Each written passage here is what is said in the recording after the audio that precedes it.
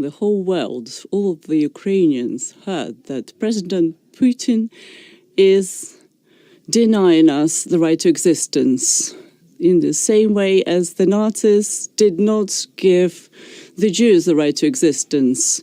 President Putin does not offer the Ukrainians to coexist with his identity, with his state.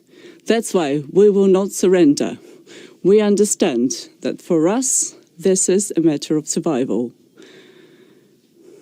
Whether it's Reznikov's, Zaluzhny, Kuleba, or the president's opinion, it's not about the surname. It's about this war being our war for existence.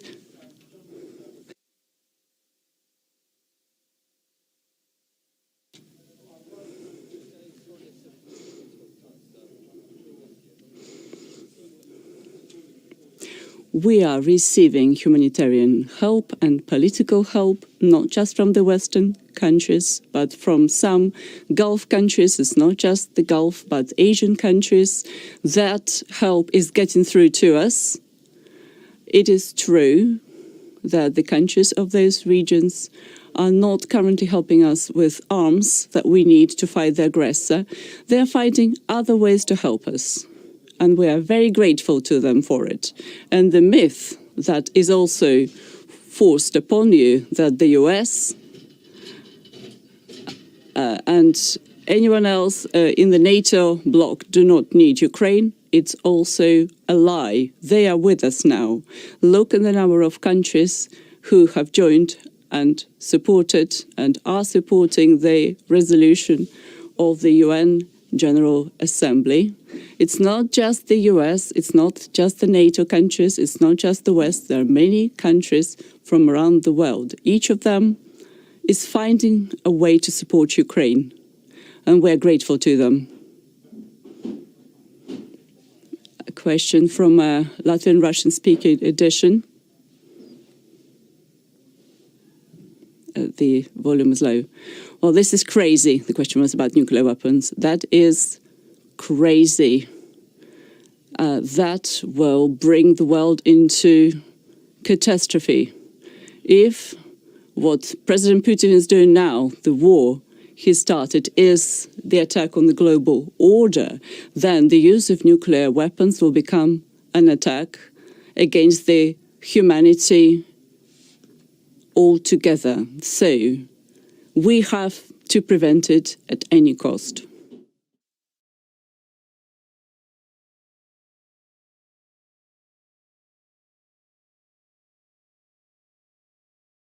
Assets. In every harbour of the Mediterranean, there are mega yachts proudly flying the flags of tax havens, where their ownership is concealed by shell companies, and many of their owners are Russian oligarchs whose names are very well known. How will we identify the ownership of those? Will they be affected? Will they be seized? And what about cryptocurrencies? Are there any steps taken, given the design of crypto, to be peer-to-peer and to evade regulation? Thank you.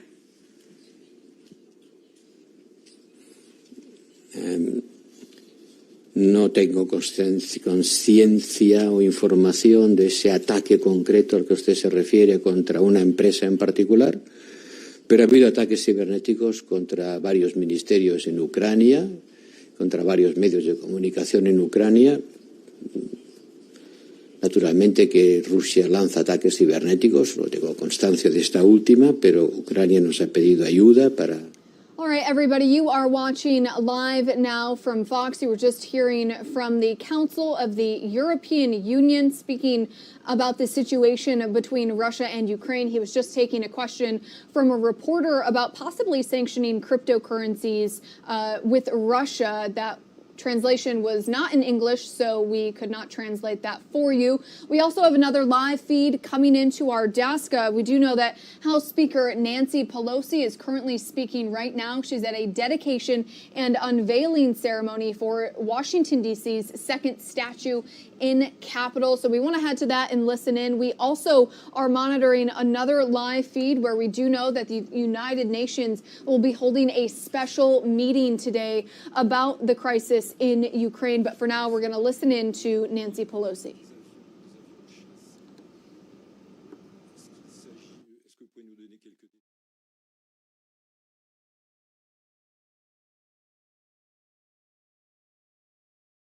How that was called the informal mayor of Washington, how he fought for home rule all those many years ago. Here on Capitol Hill, Congresswoman Eleanor Holmes Norton has been the leader of this fight, persistent, determined, dissatisfied, relentless. Indeed, in our caucus, she is known as the godmother of D.C. statehood, and we are proud to have twice passed this important legislation. All right, everybody. Again, you are watching live now from Fox, where we bring you live, raw, and unfiltered news from across the country and across the globe. We do have another feed coming into our desk of major importance that we want to go to. So we are going to break away from House Speaker Nancy Pelosi and take you out to the United Nations General Assembly. They are currently holding an emergency special session on Ukraine. This is happening in New York City, so let's listen in. Please use the stairway next to the elevator banks. I now invite representatives to stand and observe 1 minute of silent prayer or meditation.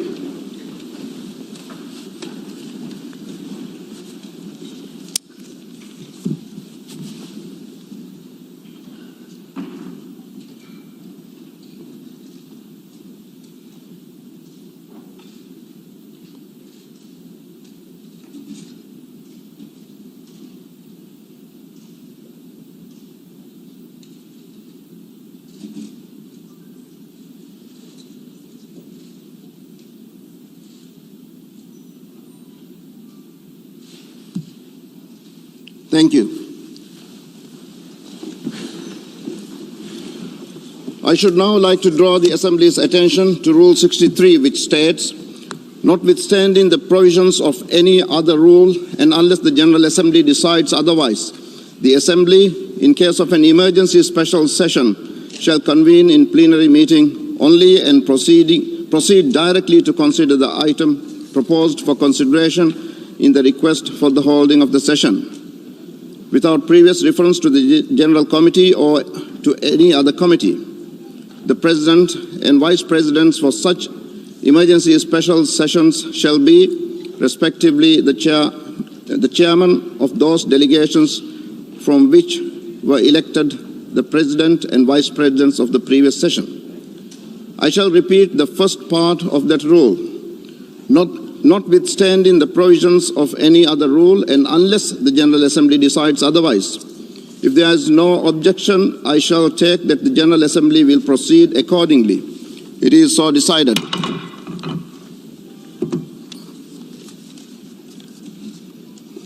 Next, I should like, in keeping with established practice, to invite the attention of the General Assembly to document A/ES-11/3 containing Article 19 of the Charter. May I take it that the Assembly duly takes note of the information contained in this document. It is so decided. In that connection, may I further take it that it is the wish of the General Assembly to follow the provisions of Resolution 76/2 of 11 October 2021, by which the Comoros, Sao Tome and Principe, and Somalia are permitted to vote in the General Assembly until the end of its 76th session, and to also allow these member states to vote at the 11th emergency special session. It is so decided. We shall now proceed with the appointment of the members of the Credentials Committee. Rule 28 of the Rules of Procedure provides that the General Assembly, at the beginning of each session, shall appoint on the proposal of the President a Credentials Committee consisting of 9 members. In accordance with precedents, The Credentials Committee of the 11th Emergency Special Session should have the same membership as that of the 76th regular session of the Assembly, namely the Bahamas, Bhutan, Chile, China, Namibia, the Russian Federation, Sierra Leone, Sweden, and the United States of America. If there is no objection, I shall consider the Credentials Committee constituted accordingly. It is so decided. I now invite the Assembly to turn its attention to sub-item B of item 3 of the provisional agenda entitled Report of the Credentials Committee. As proposed in the letter from the President of the General Assembly dated 27th February 20, entitled Report of the Credentials Committee. As proposed in the letter from the President of the General Assembly dated 27th February 2022, in light of the urgency of the matter to be considered, it is recommended that the Assembly accept the credentials approved for the 76th regular session for the purposes of the 11th Emergency Special Session. In this regard, I recall that the Credentials Committee of the 76th regular session accepted the credentials of the representatives of all member states at its meeting held on 1st December 2021, and the General Assembly approved the report of the Credentials Committee by its resolution 76/15 of 6th December 2021. This would be without prejudice to the right of member states to submit separate credentials with respect to the 11th Emergency Special Session and would not set a precedent for future sessions. I hear no objection. May I take it that it is the wish of the Assembly to accept the credentials approved for the 76th regular session for the purpose of the 11th Emergency Special Session on an exceptional basis and without setting a precedent. It is so decided. We now turn to the adoption of the agenda. The provisional agenda of the 11th Emergency Special Session is contained in document A/ES-11/2. May I take it that the Assembly wishes to adopt the agenda as it appears in document A/ES-11/2. It is so decided.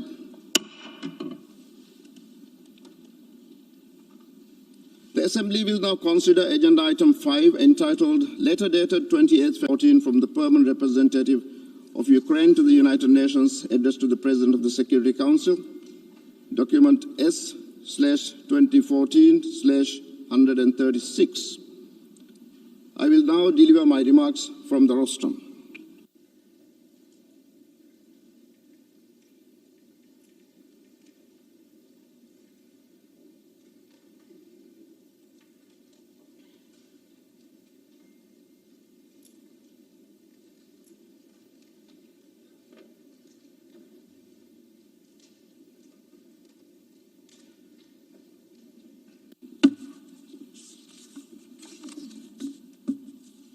His Excellency Antonio Guterres, Secretary General of the United Nations, Excellencies, distinguished delegates.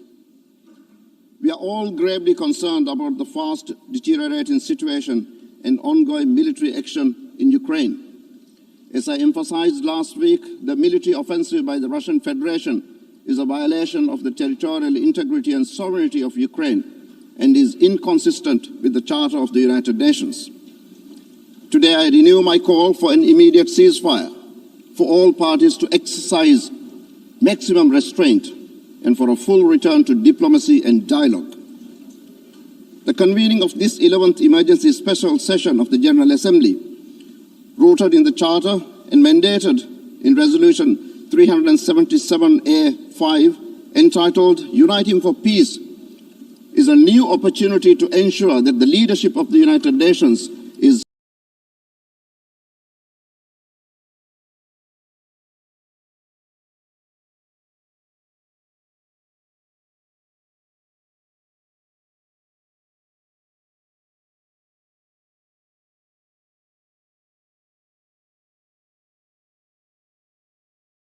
vital role in supporting the fund.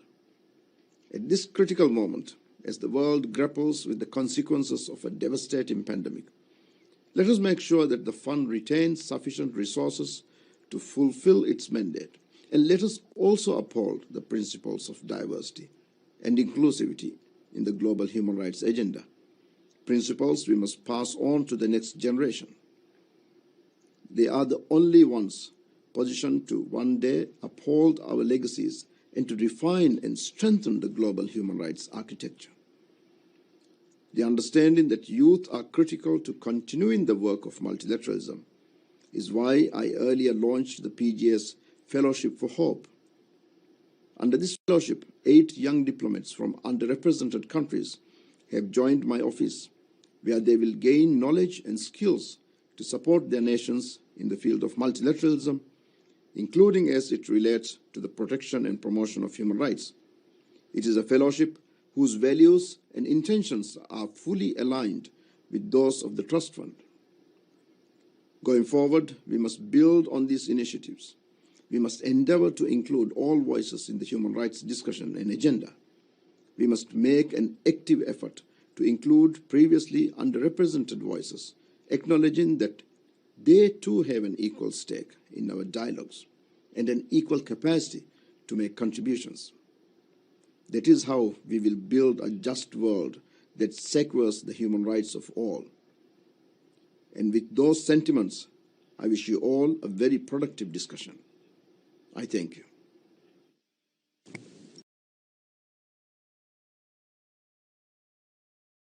Must be respected, and diplomacy and dialogue must prevail.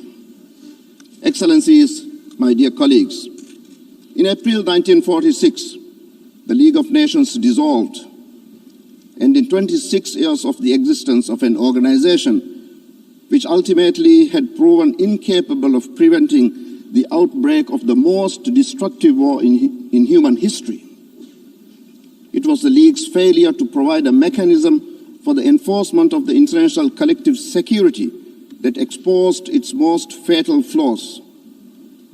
The Right Honourable Viscount Robert Cecil, one of the original architects behind the League of Nations, in his final eulogy to the League said, "The League is dead. Long live the United Nations." We are now in the 76th year of the existence of the United Nations.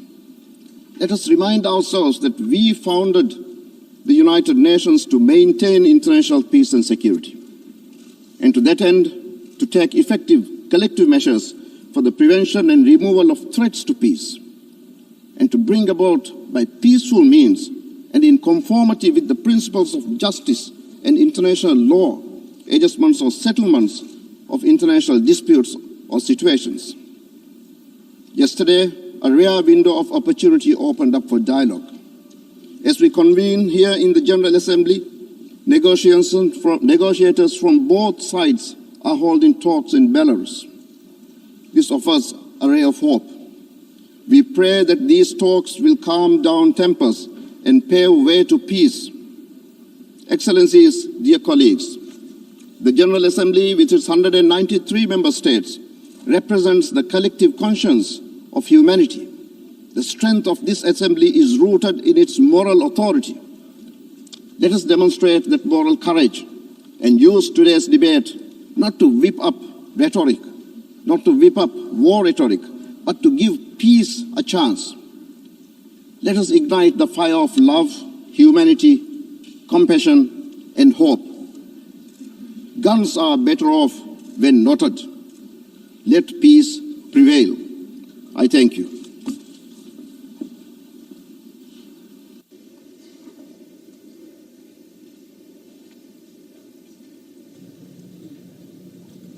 Looking good. Good.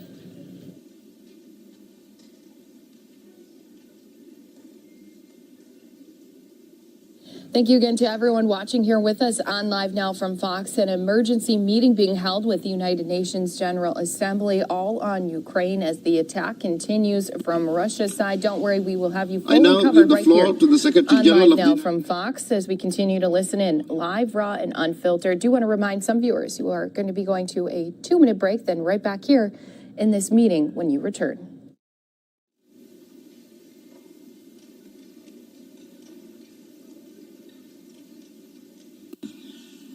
Mr. President of the General Assembly, Excellencies, the fighting in Ukraine must stop.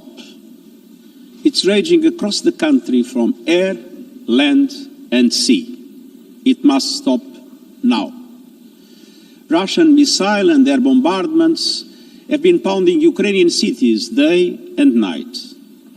The capital, Kyiv, is encircled from all sides. In the face of the continuing attacks, Kyiv's 3 million residents are being forced to seek safety in their homes, improvised bomb shelters, and the city's subways. The Ukrainian government has distributed a meaningful number of arms to the population with the stated objective to participate in the defense of the country. According to UNHCR, 500,000 Ukrainians have fled across the country's borders.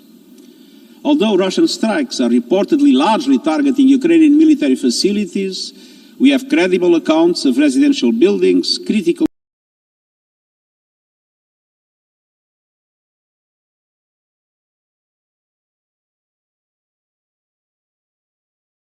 with General Assembly resolutions.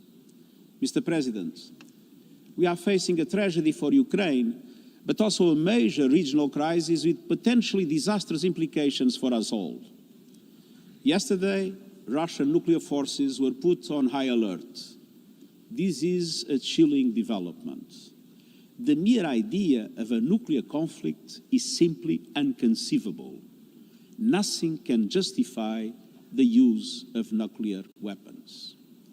Mr. President, we face what could easily become Europe's worst humanitarian and refugee crisis in decades, with the numbers of refugees and internally displaced multiplying by the minute.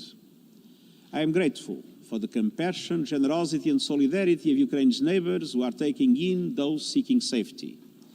It is important that this solidarity is extended without any discrimination based on race, religion or ethnicity. The neighboring countries will need all our support in the days and weeks to come. The United Nations will continue to assist with these efforts. Mr. President, on Saturday, I spoke with President Zelensky and assured him that the United Nations would not abandon the Ukrainian people and conveyed our determination to enhance humanitarian assistance. Even before the events of the past week, the UN was providing some 3 million people on both sides of the contact line with humanitarian assistance. The United Nations is now working 24/7 to access humanitarian needs and scale up the delivery of life-saving support to many more people desperate for protection and shelter, particularly women and children, elderly people, and those with disabilities. We are fully committed to staying and delivering for everyone affected by this deadly conflict across the country. Some of our personnel are expanding existing programs, and others are preparing new operations to get help to those who need it fast. I want to highlight 3 concrete actions. First, I've allocated $20 million from the Central Emergency Response Fund to support emergency operations along the contact line in the eastern oblasts of Donetsk and Luhansk and in other parts of the country. These will allow us to help more vulnerable people get the basics, shelter, food, water and health care as soon as possible.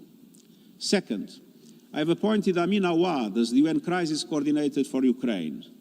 He will liaise with the government and with all relevant actors on the ground, supported by the resident humanitarian coordinator and the UN country team. At the same time, we are bringing together partners in and outside the country and surging personnel into the country. Third, tomorrow we will launch 2 coordinated emergency appeals for Ukraine and the region. One that addresses escalating humanitarian needs inside the country, including rising internal displacement, and another that responds to the needs of people crossing international borders to seek refuge in countries neighboring Ukraine. As we ramp up our efforts, it is essential that the safety and security of UN and associated personnel in Ukraine are protected in accordance with international law, and that humanitarian access to vulnerable people and communities is guaranteed. I call on all sides to uphold their obligations to allow freedom of movement of humanitarian personnel and to facilitate safe, rapid and unimpeded passage of humanitarian relief. I also urge the international community to mobilize in support of our funding appeals to address the needs of all those displaced by this crisis, as well as other vulnerable groups whose numbers will only grow as the fighting escalates. Mr. President, humanitarian aid is vital, but it is not a solution. It is simply treating the worst impacts of the conflict. The only true solution is peace. The attack on Ukraine challenges international law and the multilateral system rooted in the UN Charter. Some of the possible consequences of a worsening conflict are terrifying to contemplate. Regional tensions are rising. The latest security measures underline the high stakes for all. The economic repercussions of the crisis will have widespread impact, and I count on every member state to live up to the principles of the Charter. Mr. President, the guns are talking now, but the path of dialogue must always remain open. It's never too late to engage in good faith negotiations and to address all issues peacefully. I hope that the direct talks now taking place between Ukrainian and Russian delegations will produce not only an immediate halt to the fighting, but also a path towards a diplomatic solution. I welcome and encourage all peaceful efforts to end the bloodshed and halt this conflict. I thank the countries who have offered to host and facilitate negotiations. The United Nations is ready to support such efforts.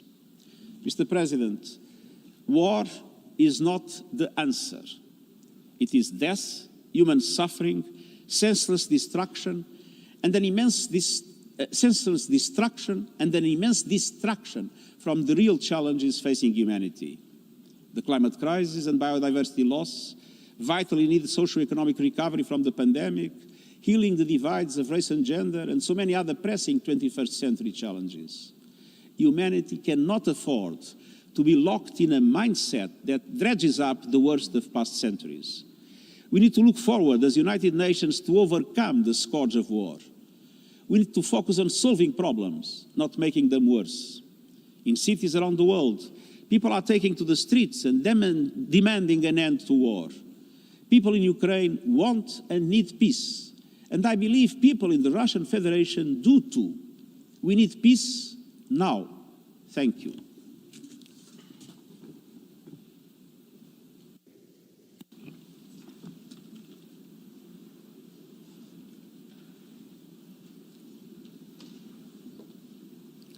I thank the Secretary General for his statement.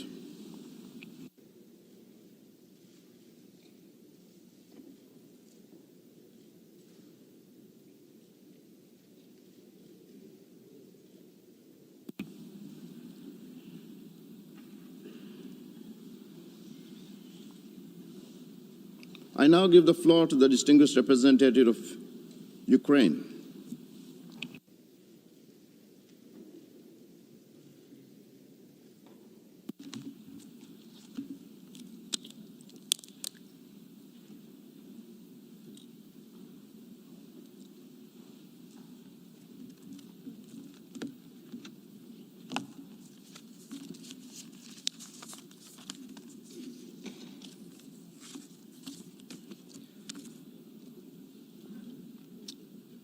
Mr. President, Secretary General, for the first time since the United Nations was born,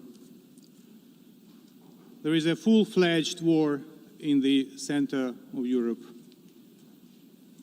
Everyone in this hall and everyone in the world knows that Russia, and Russia alone, started this invasion now facilitated by Belarus. This war was not provoked. It was chosen by someone who is right now sitting in the bunker. We know what happened with the person who sat in the bunker in Berlin in May 1945.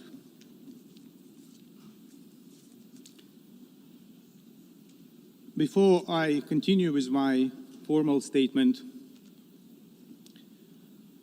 I would like to switch to Russian and invite you to put on the headphones, because I would like to read from the screenshot of the smartphone of a killed Russian soldier. That's an actual screenshot from someone who is dead already.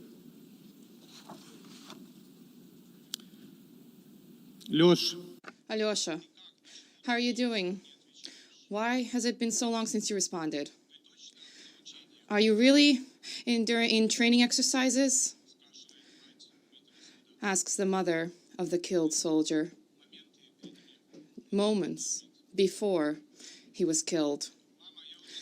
Mama, I'm no longer in Crimea. I'm not in training sessions. Where are you then? Papa is asking whether I can send you a parcel. What kind of a parcel, Mama, can you send me? What are you talking about? What happened?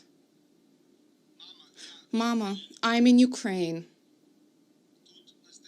There is a real war raging here. I'm afraid. We are bombing all of the cities together, even targeting civilians. We were told that they would welcome us. And they are falling under our armored vehicles, throwing themselves under the wheels and not allowing us to pass. They call us fascists.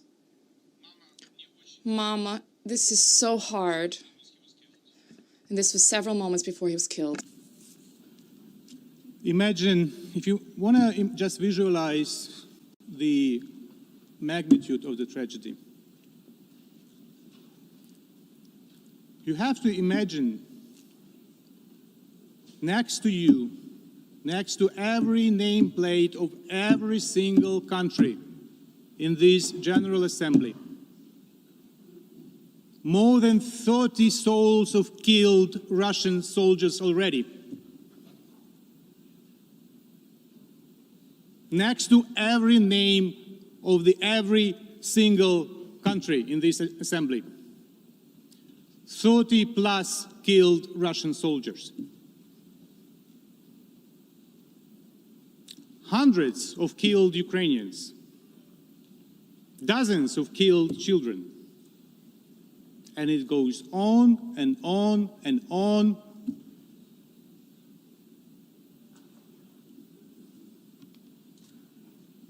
So just imagine those killed people next to you when you will listen to my formal statement.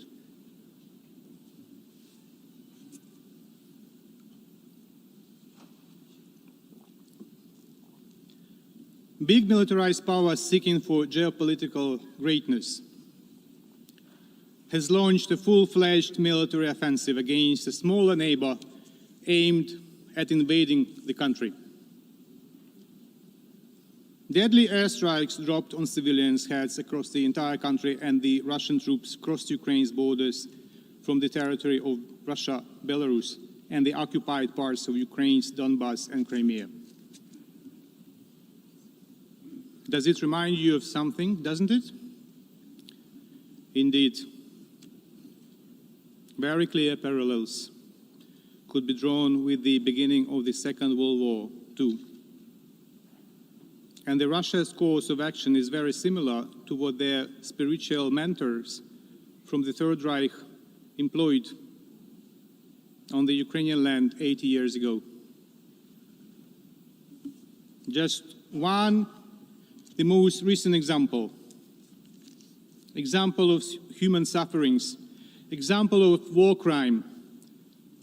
As all of us were on our way to the General Assembly today, the Russian army shelled with Grad multiple rocket launcher systems the residential areas of the city of Kharkiv, the second biggest in Ukraine. Innocent civilians have been killed and wounded. The exact numbers is very difficult to estimate because of the warfare, while the negotiations are still underway at the border with Belarus.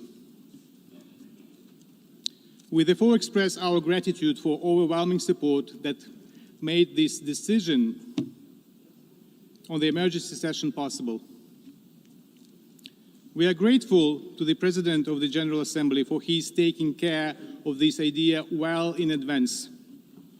We appreciate the engagement of the UN Secretary General, who has taken a very strong stance in support of peace, in support of the UN Charter.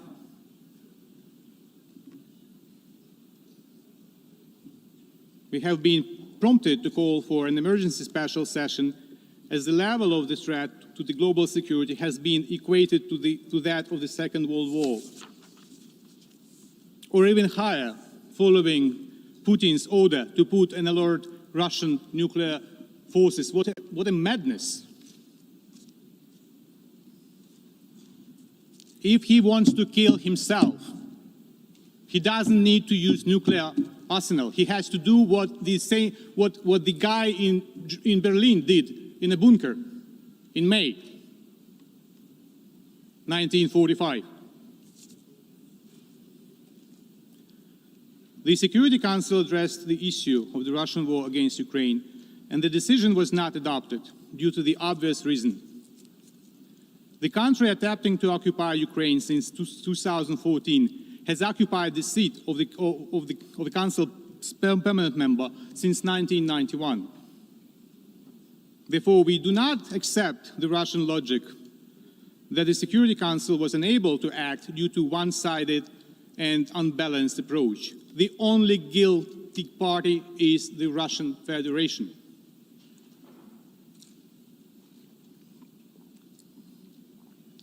Distinguished delegates, Russia uses all its military potential to attack Ukraine and has begun redeploying reserve units on the border with Ukraine. It fires cruise and ballistic missiles at cities, attacks with aviation, tanks and artillery, sends subversion and reconnaissance groups which mark residential buildings in preparation for the air attacks.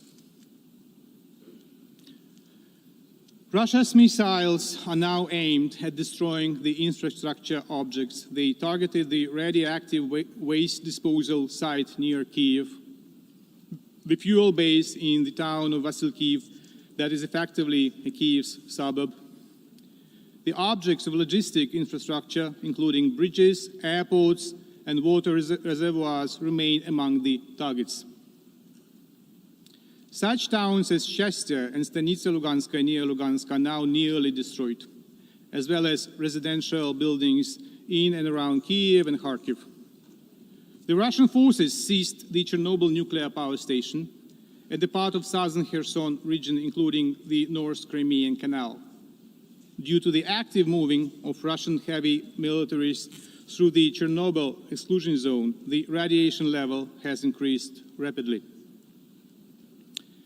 In the Black Sea, Russian warships deliberately attacked two civil vessels under the flags of Panama and Moldova, approaching Ukraine.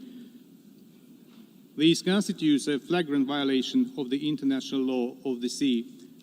Incredibly, one of the vessels had the Russian crew. Still, it was attacked by the Russians. Russians keep attacking kindergartens and orphanages, thus committing war crimes and violating the Rome Statute. Hospitals and mobile medical aid brigades are also targeted by the Russian shelling and the sabotage groups working in Ukraine's cities and towns. The Russian military fired on ambulance crews in the areas of Zaporizhia and Kyiv. In Akhtirka district of Sumy region, Russian tanks shot down a bus with civilians. Later, the Russian military did not allow ambulances on the spot. As of today, 352 people, including 16 children, were killed on the Ukrainian side, and 2,040 Ukrainians, including 45 children, wounded during the first 5 days of the Russian invasion. And this number is growing non-stop. I have already told about the morning shellings in Kharkiv, and we cannot really estimate at this moment how many were killed. In response, Ukraine has activated its right for self-defense according to the Article 51 of the UN Charter. The Russian troops are suffering losses: aircrafts, helicopters, tanks, trucks, personnel. The aggressor forces have already lost more than 5,000 in manpower during the first days of aggression. Excellencies, the General Assembly should be vocal in demanding from the Russian Federation to stop its offensive against Ukraine. In recognizing Russian actions as an act of aggression against a sovereign and independent state, in demanding from Russia to immediately, completely, and unconditionally withdraw its forces from the territory of Ukraine within its internationally recognized borders, in demanding from the Russian Federation to reverse the decision related to the status of certain areas of Donetsk and Lugansk regions of Ukraine, in demanding full compliance with the provisions of international humanitarian law. The General Assembly should also be clear with regard to the treacherous role of Belarus and its involvement in aggression of the Russian Federation against Ukraine. Distinguished members of the General Assembly, what is happening now in Ukraine has already had the security and humanitarian implications for all of you. Immediately for Europe, a bit later for the rest, including in terms of food security, energy security, financial markets, collapse of the economies. Last September, my president said, while delivering his statement at the high-level segment of the 76th session of the General Assembly, and I quote,